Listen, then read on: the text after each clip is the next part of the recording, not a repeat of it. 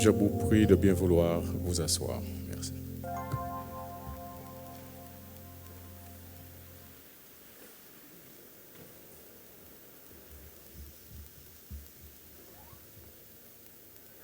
Mesdames, Messieurs, bonsoir. Sœur Jean-Marie, Lambert, Éric, Erika, Chéronne, familles éplorées, nous n'avons pas de mots pour exprimer notre peine. Nous n'avons pas de mots pour dire que nous comprenons, parce que rien ne peut expliquer la raison de notre réunion cet après-midi, parce qu'il est toujours trop tôt pour perdre un être aimé. Notre présence est un faible reflet de ce que nous aimerions dire et faire, mais l'Éternel peut vous consoler. Seul Dieu peut soutenir vos cœurs meurtris. Seul l'Éternel peut vous faire traverser ce moment douloureux. À chacun de vous cet après-midi, je voudrais rappeler que nous attendons ce que le Seigneur nous a promis, de nouveaux cieux et une nouvelle terre, où Dieu sera avec nous, où il essuiera toute larme de nos yeux, où la mort ne sera plus, et où il n'y aura plus ni deuil, ni cri, ni douleur, car les premières choses auront disparu. Que l'Éternel apaise vos cœurs endoloris.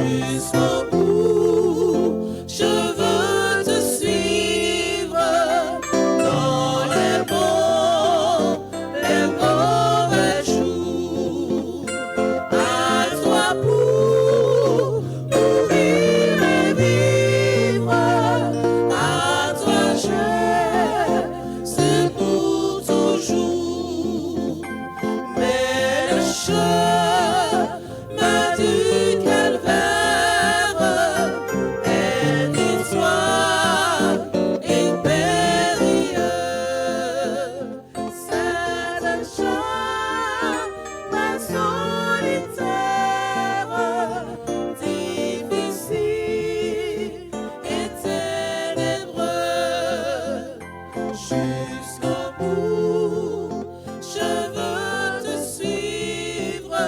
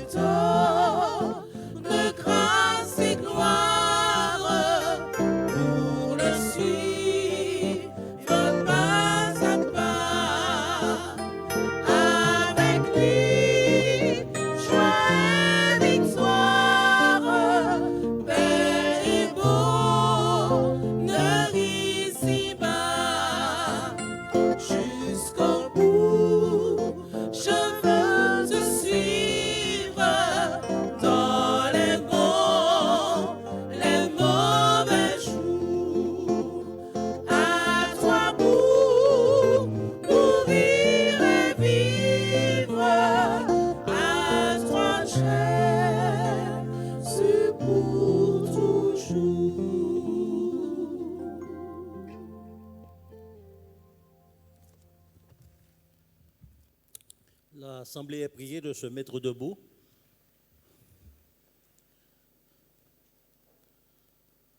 Je voudrais partager avec vous ce texte qui se trouve dans le livre d'Apocalypse 21, au verset 1 à 5. Voici ce que nous dit la parole de Dieu. Puis je vis un nouveau ciel et une nouvelle terre, car le premier ciel et la première terre avaient disparu, et la mer n'était plus. Et je vis descendre du ciel d'auprès de Dieu la ville sainte, la nouvelle Jérusalem, préparée comme une épouse qui s'est parée pour son époux. Et j'ai entendu du ciel une forte voix qui disait, « Voici le tabernacle de Dieu avec les hommes, il habitera avec eux, et ils seront son peuple, et Dieu lui-même sera avec eux. Il essuiera toute larme de leurs yeux, et la mort ne sera plus. Il n'y aura plus ni deuil, ni cri, ni douleur, car les premières choses ont disparu. » Et celui qui était assis sur le trône dit, « Voici, je fais toutes choses nouvelles. » Et il dit, « Écris, car ces paroles sont certaines et véritables. » Que Dieu bénisse la lecture de sa parole dans nos cœurs en cet instant. Je vous prie de décliner la tête afin que nous puissions prier. Éternel, notre Père et notre Dieu, tu es un Dieu bon, un Dieu merveilleux et miséricordieux. Nous sommes venus cet après-midi ici pour pouvoir accompagner la famille Jean-Marie dans ce moment de tristesse.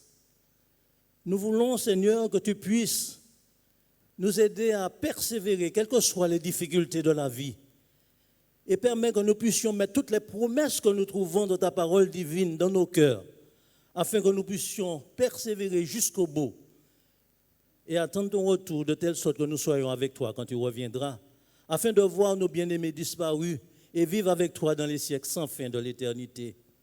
Accorde à chacun ta paix, ta grâce, et entoure de tes bras d'amour la famille Jean-Marie. Garde-nous ta paix au nom de Jésus pour ta gloire. Amen. Asseyons-nous.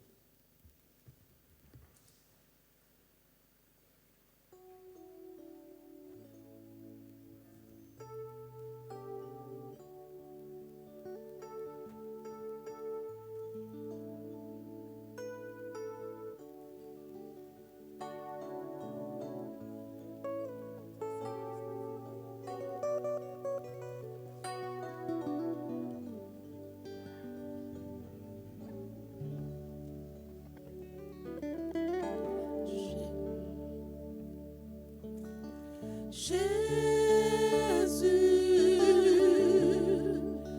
sois le centre, sois mon espoir, sois mon chant, Jésus.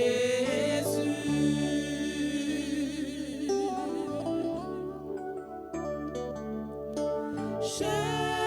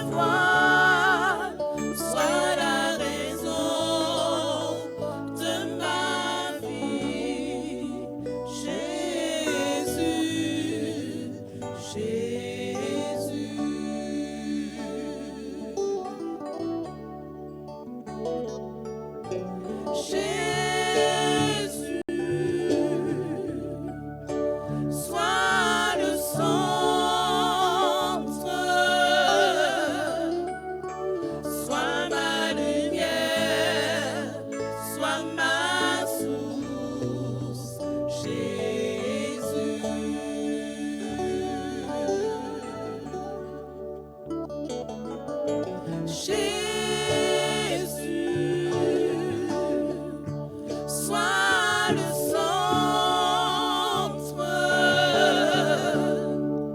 sois ma lumière, sois ma source, Jésus.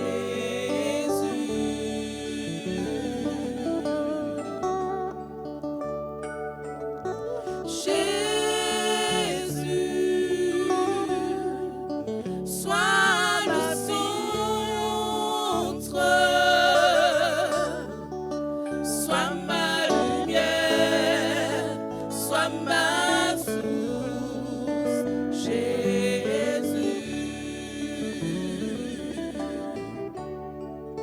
Sois le feu dans mon cœur, sois le vent dans mes voiles, sois la raison de ma vie, Jésus, Jésus.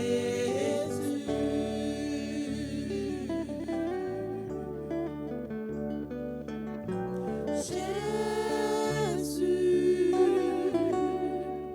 sois le centre, sois ma lumière, sois ma source, Jésus.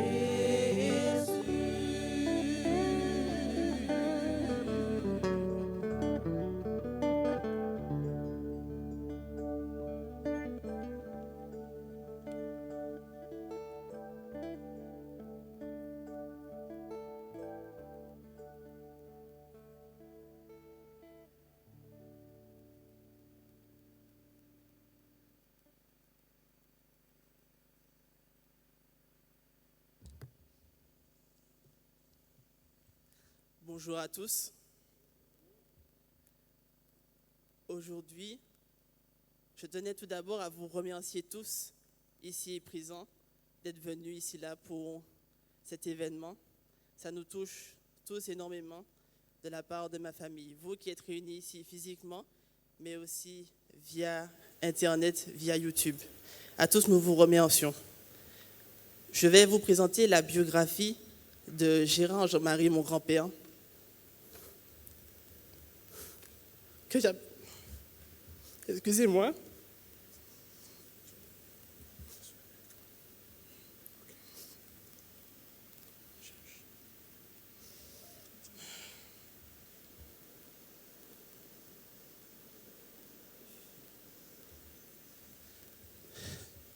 Que j'appelais aussi Papou. Papou est né le 16 octobre 1940 à Fort-de-France. Son père était coiffeur.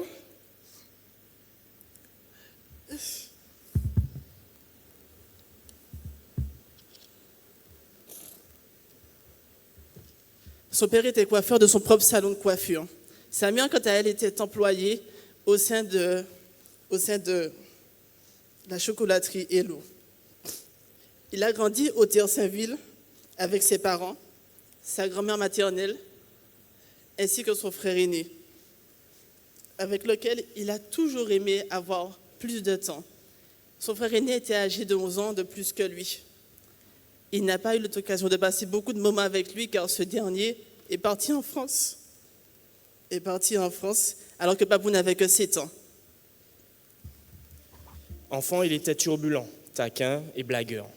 Jeune, il s'est métamorphosé en justicier des plus faibles, car il ne supportait pas l'injustice, et ce jusqu'à son dernier souffle. Il s'est également investi dans le sport. Il a pratiqué le football, mais surtout le basketball, au sein des clubs Intrépides et Aigle Sportif. Ses aptitudes et compétences sportives reconnues par ses pairs l'ont conduit à la sélection de la Martinique pour des compétitions en Guadeloupe et en Guyane française. Alors, âgé de 19 ans, il perd son père brutalement. À la suite de ce drame, il commença à travailler afin de soutenir financièrement sa mère et sa grand-mère. Après ses 2 années de service militaire à la Martinique, il s'engage dans l'armée de terre et quitte le pays pour l'Hexagone où il effectuera 3 ans de service. À son retour, on aime bien raconter cette histoire parce qu'à son retour, on emploie un terme assez bien précis au sein de notre famille, on crie bingo. Merci. Parce que le 3 juin 1967, il croisa le regard d'une jeune femme lors d'une soirée où il avait été chargé par l'un de ses amis d'assurer la bonne marche, le bon déroulement des entrées payantes. Je ne vous fais pas beaucoup de dessins, il s'agissait de ma grand-mère. N'hésite pas à lever la main, qu'on puisse te voir. Quand il vit cette jeune et belle femme, il ne put résister. Alors, armé de son charme ravageur, de ses pas de danse, ainsi que de sa tchatche, sa parole facile, il s'en alla et il fut succombé, la jeune dame. Le 25 décembre 1967, elle répondit oui à sa demande de mariage. Et ceci se concrétisa par leur engagement le 29 juin 1968. De cette union qui dura 57 années, naquirent mes oncles, Lambert, Éric, ma tante Clara, ainsi que ma mère Chiron. Pour subvenir à ses besoins, mais également à celles de sa famille, il exerça successivement les métiers suivants. Pointeur à la compagnie durant 7 ans et fonctionnaire à la police nationale pendant 25 ans. Et c'est durant ces années de service qu'il entend parler de Jésus, par sa Pimpince. C'est le petit nom d'amour que tonton avait pour Marlène, ma tante, qui, elle, quelques années avant, s'est faite adventiste du 7e jour. Tolérant, patient, respectueux des avis des autres, il mettait sans la moindre hésitation et sans le moindre reproche à la disposition de ma tante, il se mettait à sa disposition pour la véhiculer et pour ses missions relatives à l'Église, alors que lui restait éloigné. Une fois libre de toute occupation professionnelle, il a fait à son tour alliance avec Dieu, en passant par les eaux du baptême, le 23 novembre 1996, abandonnant le catholicisme pour l'adventisme. Toujours très investi dans ses engagements, il fut au sein de son église, Smyrne, diacre, premier diacre, conducteur d'église, ancien d'église et prédicateur. Il demeura un fidèle évangéliste investi pour la gloire de son Sauveur Jésus-Christ. De la vie de tous, le papou de Liam, mon oncle, était un homme empathique, sympathique, discret, humble, disponible, sage, doux et plaisant, prompt à l'écoute et lent à la réponse, surtout réfractaire au jugement sur l'autre.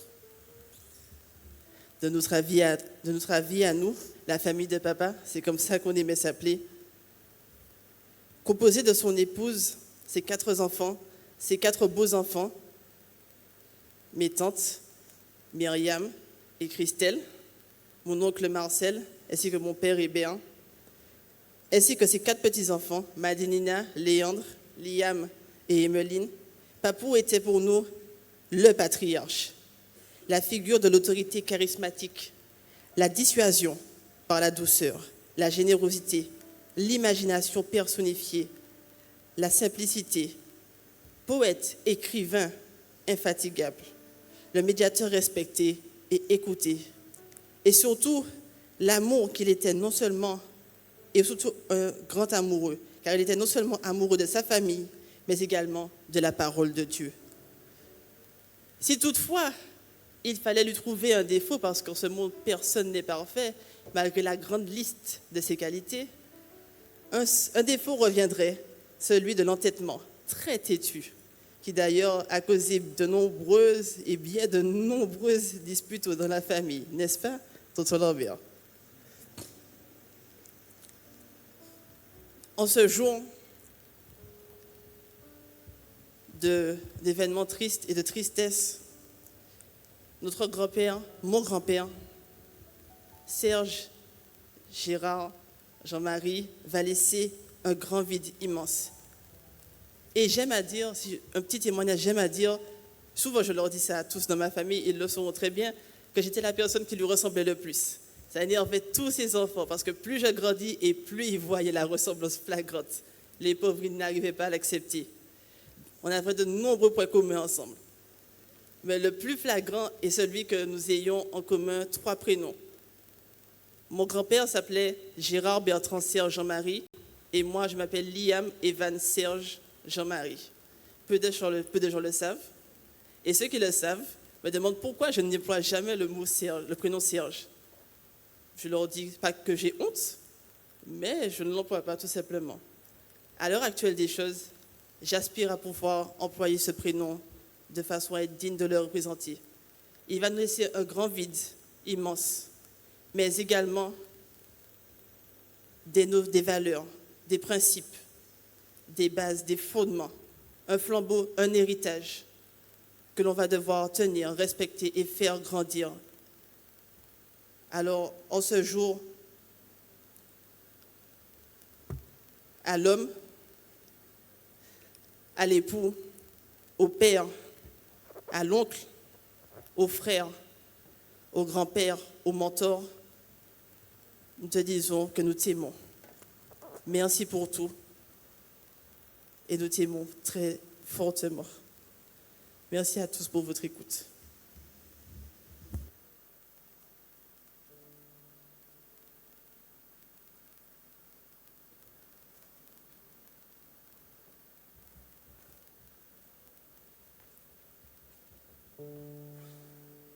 Ensuite, un témoignage qui sera rendu par pasteur Sésame,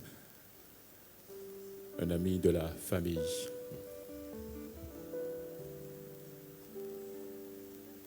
Oh, sorry.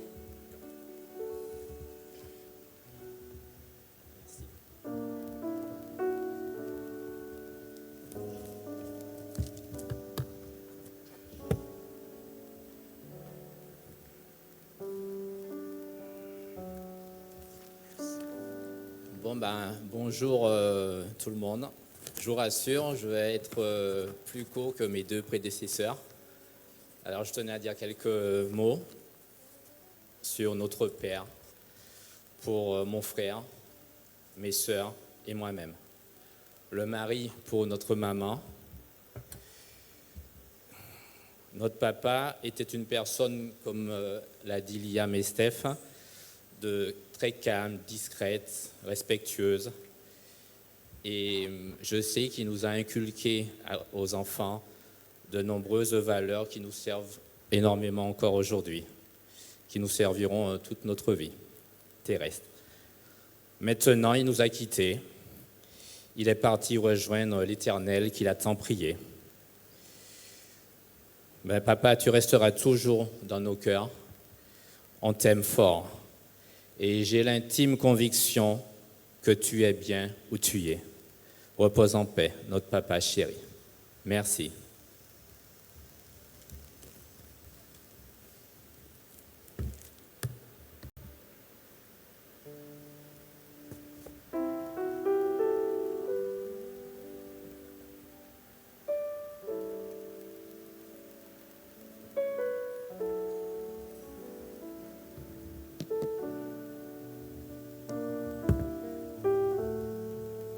Bonjour à tous. Je veux faire un hommage à mon oncle, mais un hommage comme il aurait peut-être souhaité. Mon oncle était un homme très calme. Je ne l'avais jamais vu fâché. Il avait toujours le sourire. D'ailleurs, son calme était tellement fort que je n'arrivais même pas à le taquiner. Et j'ai échangé avec lui de nombreuses fois. Je l'ai vu contrarié une seule fois.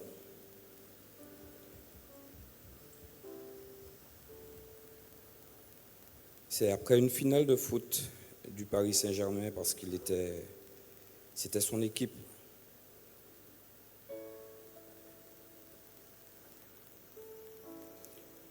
Il pensait une fois avoir son étoile de la Ligue des Champions.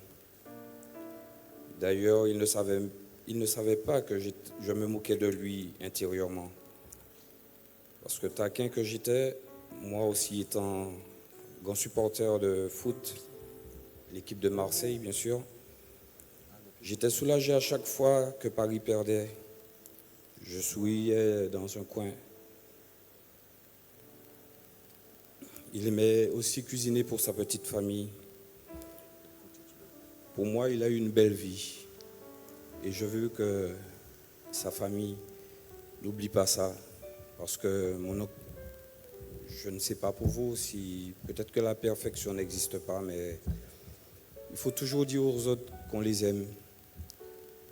Quel que soit le problème que nous avons, nous ne sommes pas tous faciles, mais il faut toujours se dire qu'on s'aime.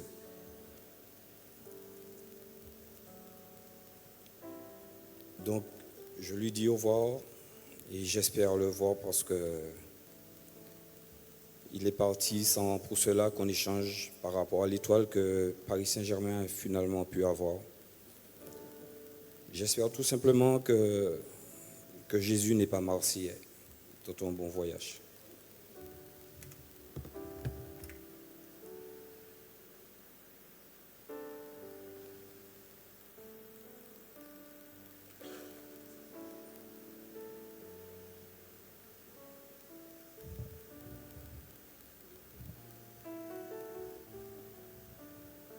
Mais bien,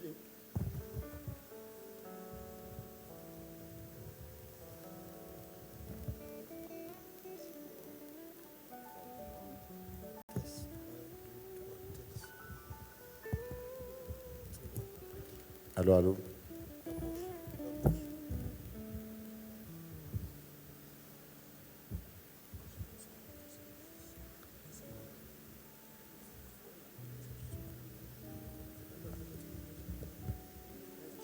ok. Mes bien-aimés, sœur Marlène, Lambert, Eric, Clara, Sharon, Madi, Nina, Boutel,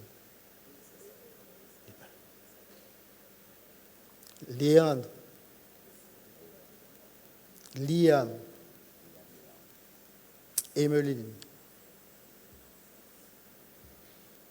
chers frères et sœurs, chers parents et alliés, c'est le cœur ému et chargé d'émotion et d'espérance que je témoigne au nom de ma famille et à mon nom propre.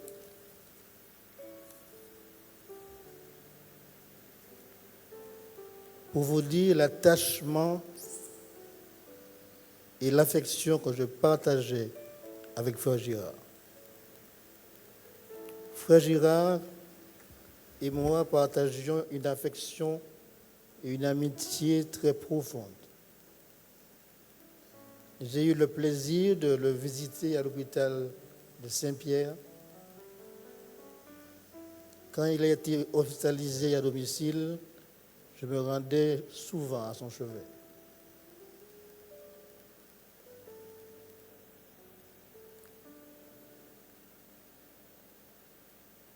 Et nous prions ensemble. Et nous partageons ensemble notre espérance commune avec Jésus-Christ. Il n'était pas rare que nous séchions nos larmes après un moment de prière et de louange. Frère Girard aimait Dieu, sa famille. Il y avait une foi indéfectible en Christ, son guide infaillible. Le psaume 128 résume, à mon sens, la vie de Frère Girard. Ils sont heureux, ceux qui respectent l'Éternel et qui vivent comme il le demande. Oui, c'est toi qui profiteras du résultat de ton travail. Tu seras heureux, tout ira bien pour toi.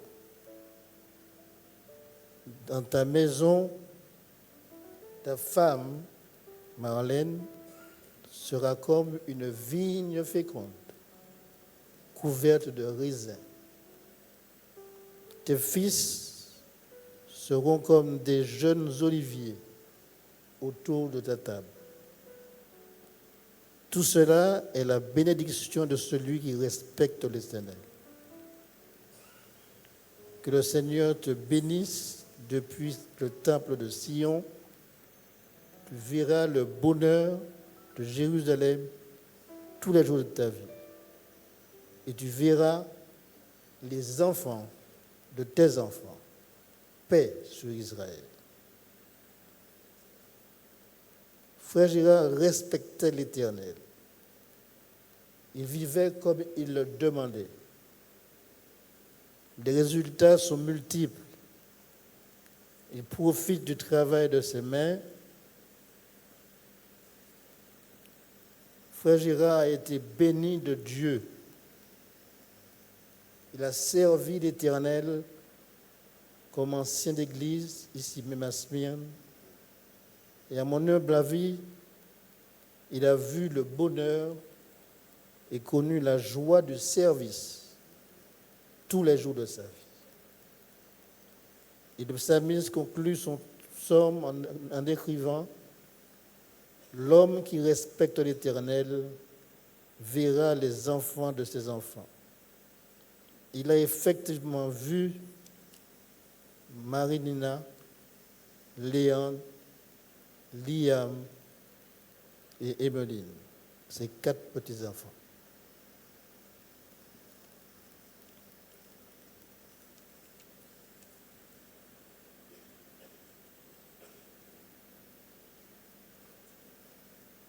Et le dernier mot du psalmiste est que la paix soit sur le peuple de Dieu, Israël spirituel.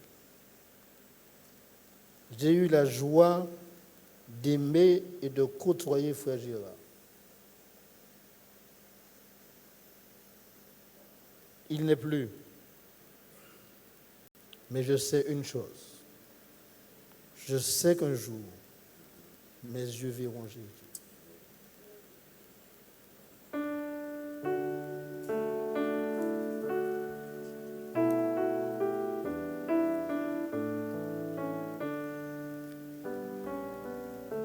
Je sais qu'un jour, mes yeux verront Jésus.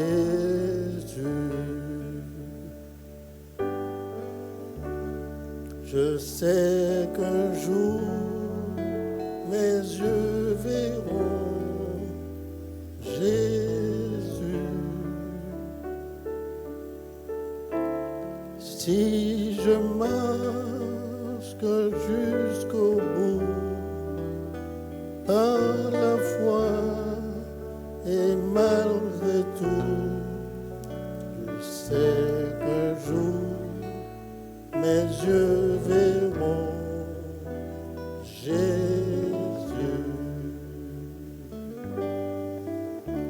Moi, ils savent un jour, j'ai moins que ouais, bon Dieu. Moi, ils savent un jour, j'ai nous que ouais, bon Dieu.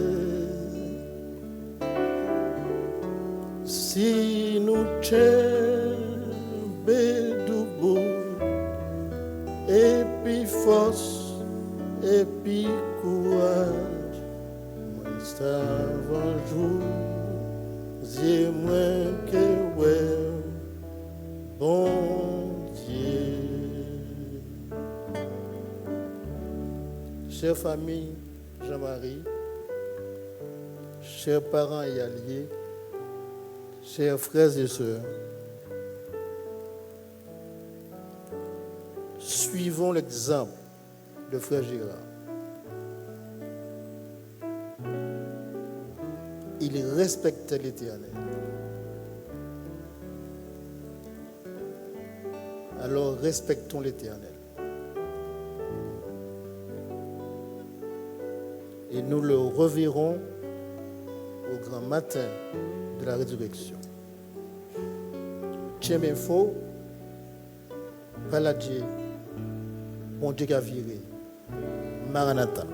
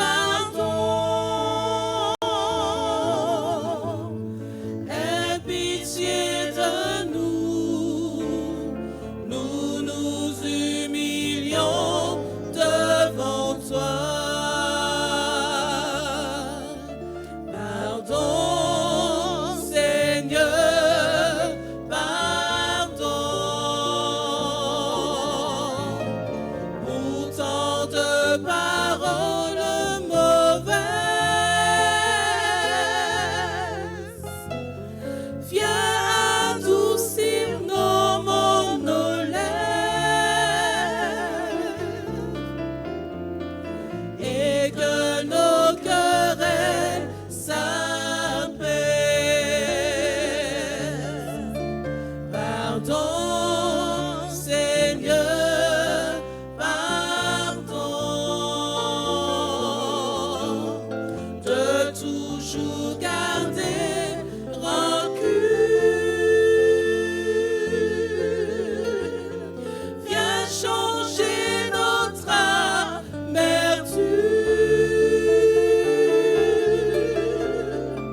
transformer notre attitude. Oh, relève-nous, nous sommes tombés si bas. Oh, relève-nous par ta grâce et ton pardon. Aie pitié de nous, nous nous humilions devant toi.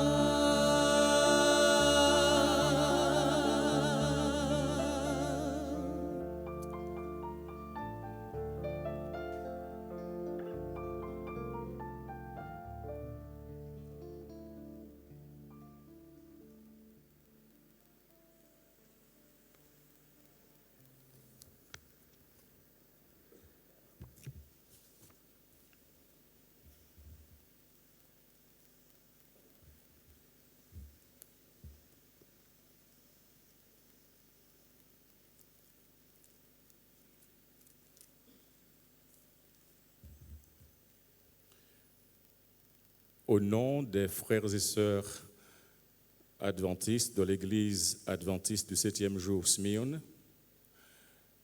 au nom du corps des diacres, au nom du conseil des anciens, au nom de ma famille et en mon nom propre, je voudrais exprimer nos plus vives et sincères condoléances aux familles Jean-Marie, Pamphile, Zéline et Todia. Mais de manière singulière, je voudrais exprimer nos vives et sincères condoléances à l'épouse de notre frère Gérard Jean-Marie, notre bien-aimée sœur Suzanne, à ses enfants Lambert, Éric, Erika et Chéron, sans oublier leurs épouses et époux, sa belle-sœur Brigitte, ses petits-enfants Madinina, Léandre, Liam et Emmeline, ses neveux et nièces, ses cousins et cousines, ses beaux-frères et ses belles-sœurs. Nous partageons votre douleur. La perte d'un être cher est génératrice de sentiments de tristesse, de chagrin, de peine, de douleur, de désolation. Et chacun vit la chose à sa manière. Chacun réagit à sa façon. Les réactions varient d'une personne à l'autre. Donc il est difficile d'appréhender et d'apprécier les expressions des uns et des autres, tout simplement parce que nous sommes différents les uns des autres. Les Saintes Écritures racontent l'histoire d'un grand prophète de l'Ancien Testament, du nom de Moïse. C'était un grand dirigeant, l'homme le plus débonnaire que le monde ait connu.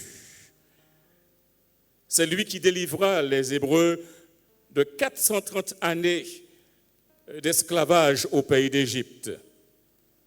C'est lui qui reçut les 2 tables de la loi, les 10 commandements, sur la montagne du Sinaï. Lorsqu'il mourut, la Bible nous dit dans le livre des Deutéronomes, chapitre 34, verset 8, « Les enfants d'Israël pleurèrent Moïse pendant 30 jours dans les plaines de Moab. » La mort est quelque chose qui nous affecte. Ainsi donc, le décès de notre frère Gérard Jean-Marie ne nous laisse pas indifférents. Il nous touche tous. Il nous touche parce que perdre un être cher, qui plus est son époux. Un père, qui plus est son père ou son grand-père, n'est pas chose facile à supporter. Cette perte s'accompagne toujours de la douleur, de la souffrance, une souffrance morale qui affecte totalement un individu vivant et le prive de sa capacité d'agir. La vie de ton époux, la vie de votre père, de votre grand-père, a été caractérisée par l'amour. Et la biographie a souligné l'empathie, la sympathie, la discrétion, l'humilité, la disponibilité, la sagesse, la douceur. C'était quelqu'un de plaisant, autant d'attributs qui le définissent. Il était studieux. Et si vous rendez visite à la famille Jean-Marie, vous verrez ses livres, ses bibliothèques. Vous découvrirez différentes versions de la Bible soulignées, annotées. Un homme qui aimait la parole de Dieu. Et ceci est très éloquent, extraordinaire. Il était déterminé à avancer avec son Sauveur et son Seigneur Jésus-Christ, à lui donner les rênes de sa vie et même à accepter Jésus publiquement en se faisant baptiser comme Jésus l'a enseigné dans la Bible au nom du Père, du Fils et du Saint-Esprit. Nous pouvons dire, son témoignage est éloquent, la biographie a été édifiante. Il a suivi l'exemple de son épouse quand le moment était opportun, où il a fait alliance avec son Seigneur Jésus-Christ. Ainsi donc, cet après-midi, nous pouvons dire, à Dieu tout est possible. À lui soit la gloire maintenant et à jamais. Ainsi, perdre un être aussi cher, aussi aimé, engendre du chagrin. Et donc, on peut comprendre les enfants d'Israël qui pleurèrent Moïse pendant 30 jours dans les plaines de Moab. Pleurer aide contre le stress. Les larmes réduisent les hormones du stress. Le pouls et la respiration se normalisent.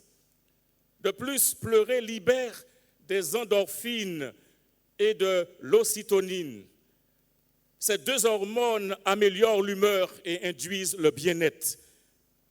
Elles sont d'ailleurs aussi appelées hormones du bonheur. Mais il y a aussi le fait que si vous avez beaucoup pleuré, l'ensemble de votre sphère oculaire sera gonflé. La Bible présente un homme qui a beaucoup souffert, le patriarche Job. Il a tant pleuré que les pleurs ont altéré son visage. La mort, l'ombre de la mort, dit-il, est sur mes paupières. Job, chapitre 16, verset 16. La deuxième partie du verset 8 de Deutéronome 34 véhicule la fin de la période des pleurs et du chagrin. Elle dit, cette dernière partie du verset 8 de Deutéronome 34, « Et ces jours de pleurs et de deuil sur Moïse arrivèrent à leur terme. » Il y a donc de l'espoir parce que Jésus-Christ est vivant. Jésus déclare, « Heureux les affligés, car ils seront consolés. » Matthieu 5, verset 4. Le mot affligé, dans l'original grec, dénote généralement un deuil intense. Mais Jésus dit, ils seront consolés. En d'autres termes, de l'aide leur sera pourvue. Un détachement sera organisé pour être à leur côté, leur porter de l'aide pour les encourager, les consoler, les réconforter. L'apôtre Paul précise la nature et l'origine de cette aide quand il s'exécute dans la proximité. Il dit dans 2 Corinthiens chapitre 1 versets 3 et 4, « Béni soit Dieu, le Père de notre Seigneur Jésus-Christ, le Père des miséricordes et le Dieu de toute consolation qui nous console dans toutes nos afflictions, afin que par la consolation dont nous sommes l'objet de la part de Dieu, nous puissions consoler ceux qui se trouvent dans quelque affliction. » Dieu est notre suprême consolateur quand nous sommes affligés. Et étant consolés, nous avons pour mission de consoler les autres. Il s'agit ici de consoler, c'est-à-dire soulager quelqu'un qui a de la peine, qui a du chagrin, l'aider dans sa douleur, apaiser, sinon adoucir sa douleur, lui apporter du réconfort, de la compensation qui fera disparaître la peine qu'il ou elle éprouve. Et la question que l'on pourrait se poser cet après-midi est qui peut vraiment faire cela? Il n'y a que Dieu qui puisse véritablement consoler.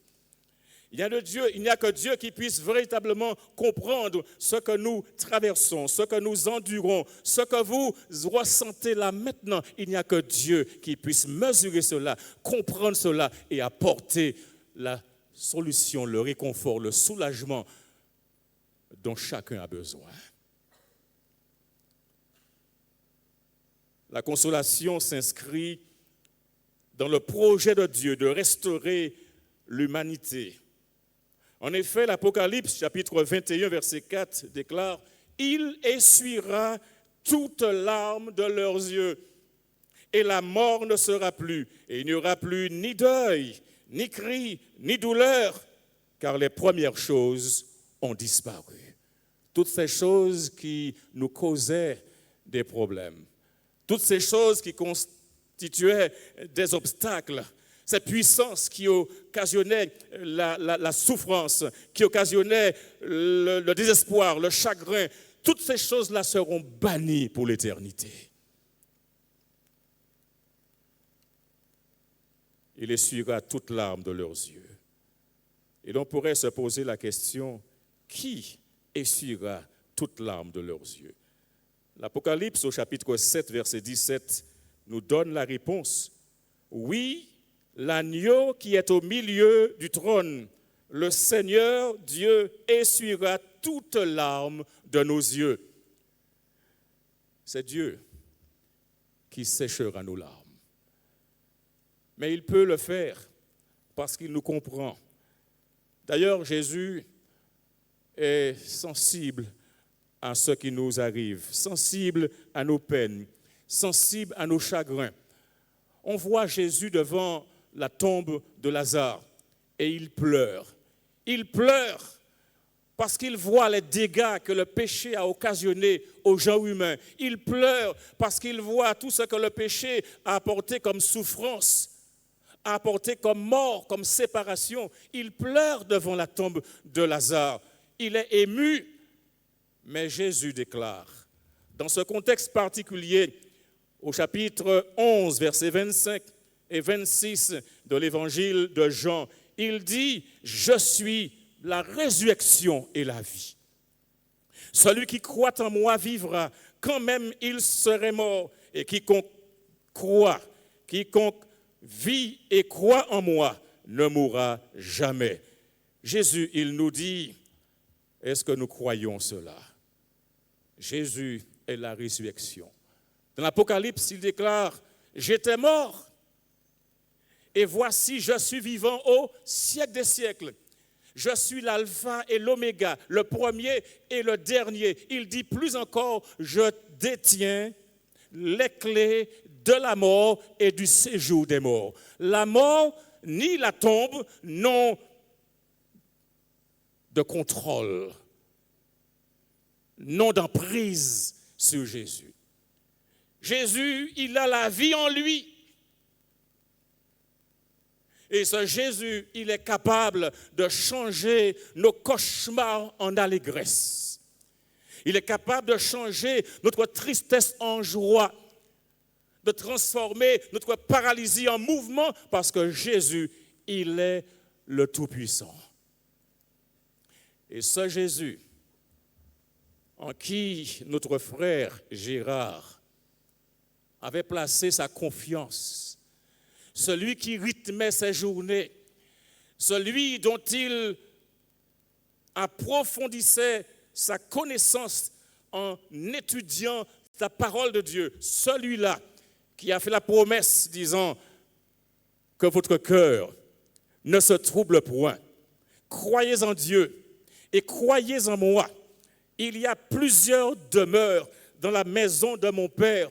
Si cela n'était pas, je vous l'aurais dit. Je vais vous préparer une place.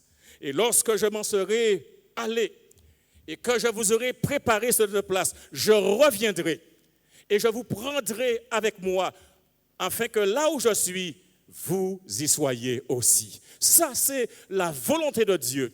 Ça, c'est le plan de Dieu pour qu'un jour, nous ne soyons plus dispersés, mais réunis auprès de lui pour l'éternité.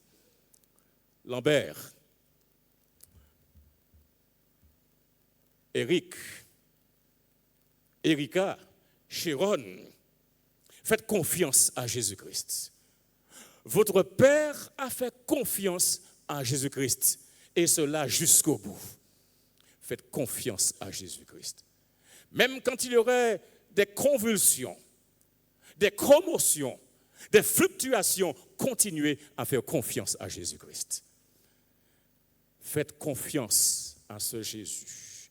Il dit dans Jean chapitre 14, verset 18, « Je ne vous laisserai pas orphelins, je viendrai à vous. » Chers petits-enfants, Madi, Nina, Léandre, Liam, Emmeline, faites confiance à Jésus-Christ. Il vous dit, je suis avec vous tous les jours jusqu'à la fin du monde. Faites confiance à Jésus-Christ. Mais je voudrais vous inviter à prêter attention à ces paroles finales. Famille Jean-Marie, Pamphile, Zéline, Taudiard, faites confiance à Jésus-Christ. Il revient bientôt pour réunir auprès de lui tous ceux qui sont en lui.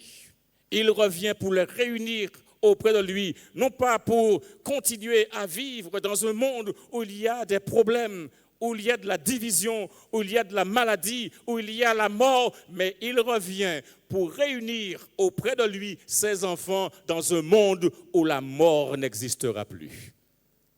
Dans un monde où il n'y aura pas de problème, dans un monde où il n'y aura pas de la vie chère, il n'y aura pas de chlordécone, il n'y aura pas de guerre, on n'aura pas à augmenter le budget national pour préparer la guerre. Il revient afin de mettre un terme à ce désordre mondial. Et nous voulons comprendre que Jésus-Christ est vivant. Et ce Jésus, ton père, ton père, ton père, ton grand-père, ton époux, s'était accroché à ce Jésus-là. L'espérance de la vie éternelle était présente en lui. Et il a tenu la main de ce Sauveur jusqu'au dernier moment. Et si Dieu a décidé qu'il passe de vie à trépas, c'est encore son amour qui s'exprime, parce que ce Dieu-là, il fait tout par amour. Et c'est pourquoi l'Apocalypse déclare au chapitre 14, verset 13, où il est dit « Heureux dès à présent les morts qui meurent dans le Seigneur. Écrit, dit l'Esprit,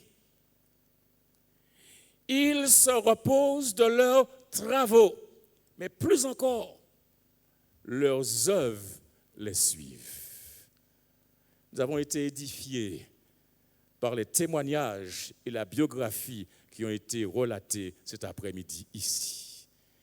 Et ces mots qui ont été exprimés ont été très clairs, indiquant voilà un époux, voilà un papa, voilà un grand-papa,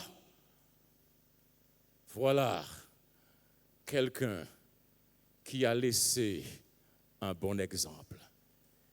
Il vous a légué un héritage.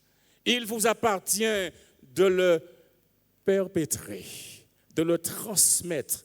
La notion de transition est bien ancrée dans son leadership. C'est à vous de continuer et de faire briller en sorte que tous ceux qui vous rencontrent, qui gravitent autour de vous, réalisent que vous êtes les enfants de Frère Gérard.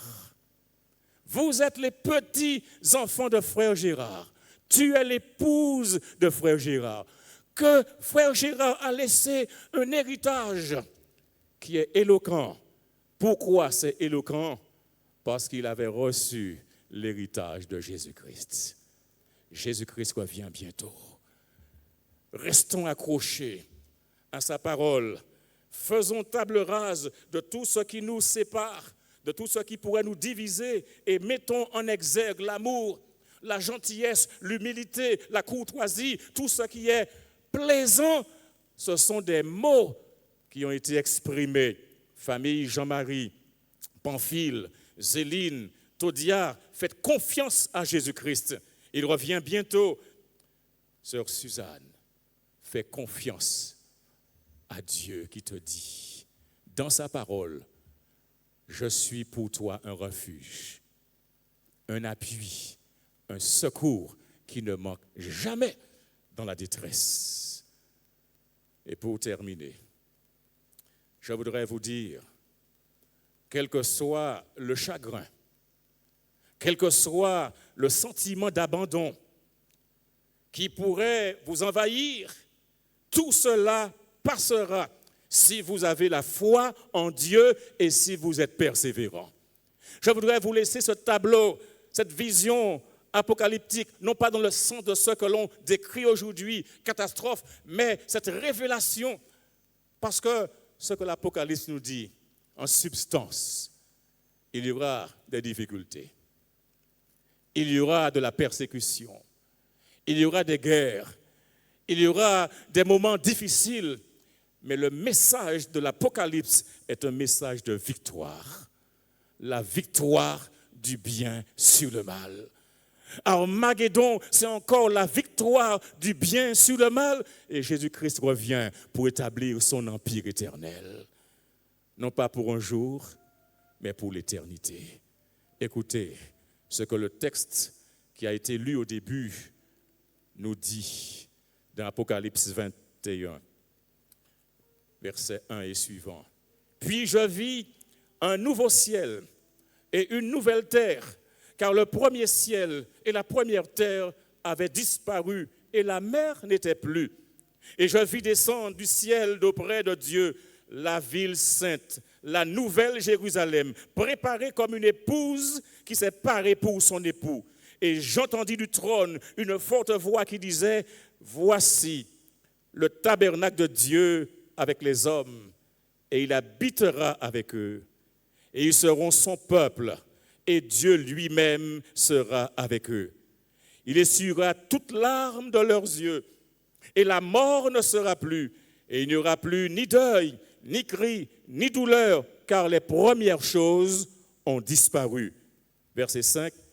Et celui qui était assis sur le trône dit, « Voici, je fais toutes choses nouvelles. » Et il dit, « Écris, car ces paroles sont certaines et véritables. » Que le Seigneur vous bénisse, qu'il vous garde, qu'il vous galvanise, qu'il vous tienne par la main et qu'il vous conduise à la victoire sur tout ce qui pourrait se placer au travers de la route, parce que Dieu ne dit rien pour ne pas l'accomplir.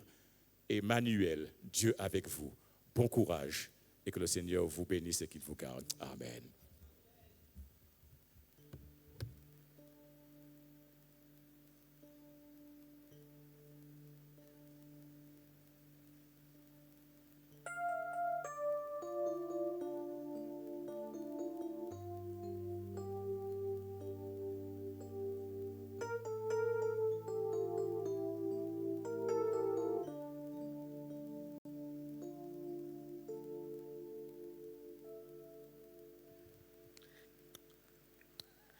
Alors ce chant est un chant d'encouragement pour toute la famille au nom de Chiron et je me fais l'interprète.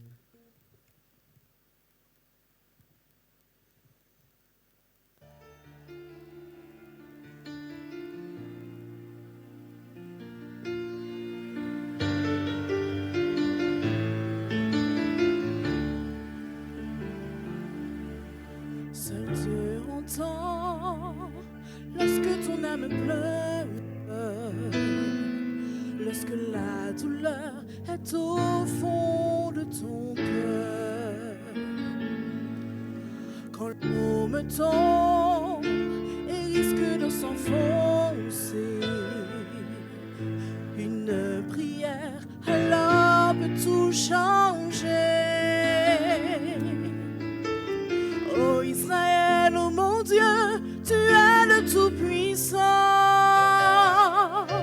Tu m'as donné la vie et j'ai tout pleinement. Si je pleure parfois, si mon cœur est en larmes, même dans le silence, c'est le cri de mon âme. Ô Israël, ô mon Dieu, je suis abandonné.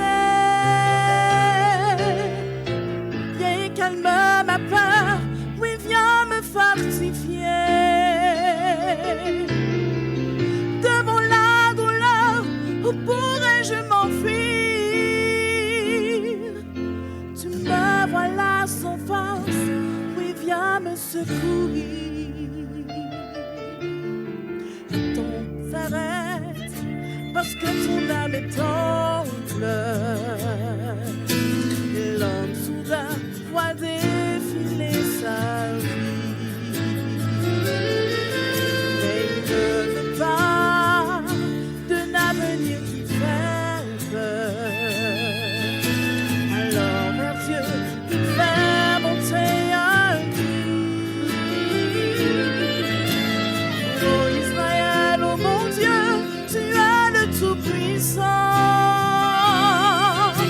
Tu m'as donné la vie et j'ai tout pleinement. Si je pleure parfois, si mon cœur est en larmes, même dans le silence, c'est le cri de mon âme. Ô Israël, ô mon Dieu, je suis abandonné. Viens et calme ma peur, oui viens me fortifier. Devant la douleur,